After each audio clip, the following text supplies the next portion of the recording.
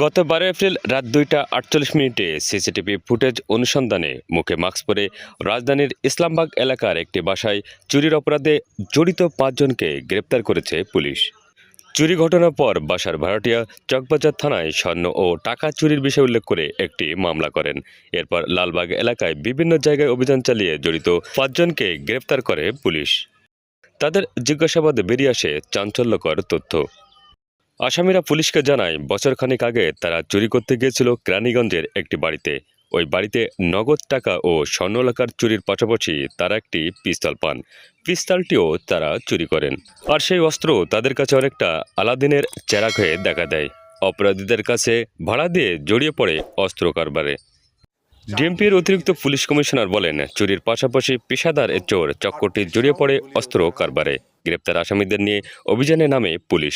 রাজধানীর বিভিন্ন এলাকায় অভিযান চালিয়ে একের পর এক অস্ত্র উদ্ধার করতে থাকে।